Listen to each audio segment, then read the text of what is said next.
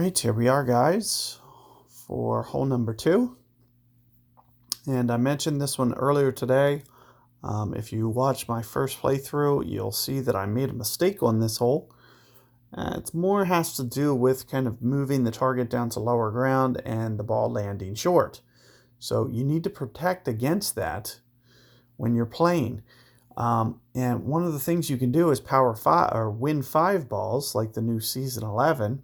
And if you go that route, what typically ends up happening is you don't have to worry about pulling the ball into the bunker. When you don't pull it into the bunker, you don't have to account for the ball landing shorter. However, what I'll need to account for the ball landing shorter. Because if I pull into that sand, it pulls to lower ground, ball lands short every time. So you'll have to protect against that. So what I'll typically do, what I did last tournament, is I actually just pulled at kind of a slight angle. So you'll see with what I do with the ball guide, how I just kind of keep it through the hole a little bit like this. It is going to condense down. But what I did last time is I kind of pulled at a slight angle. So you'll see with what I'm doing with the wind, is I may just keep it just a little bit more rotated so I can try to keep it out of the bunker. Other than that, I pretty much may go pretty close to 1-to-1. So that's 9-ish rings here. Around 9 rings. Early on the timing.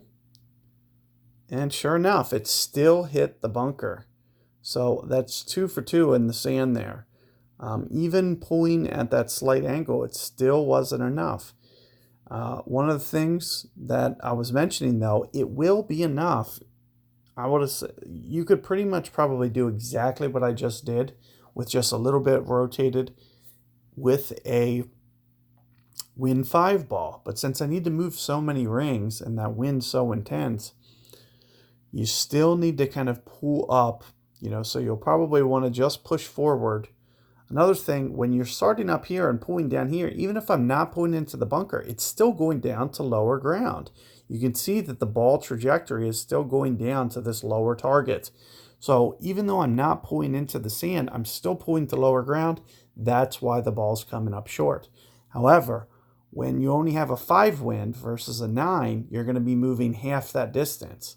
Moving half that distance as a result will keep the ball at higher ground. So we did talk about this last time that I was here. I think it was about 6 per ring. So we're going to very similarly try to play this at 6 per ring here.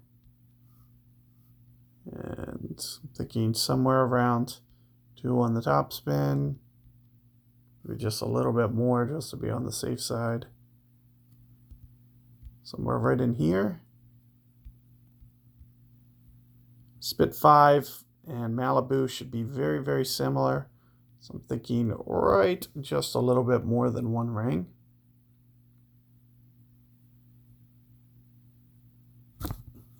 But I'm early on the timing anyway, so it is going to block out towards the right.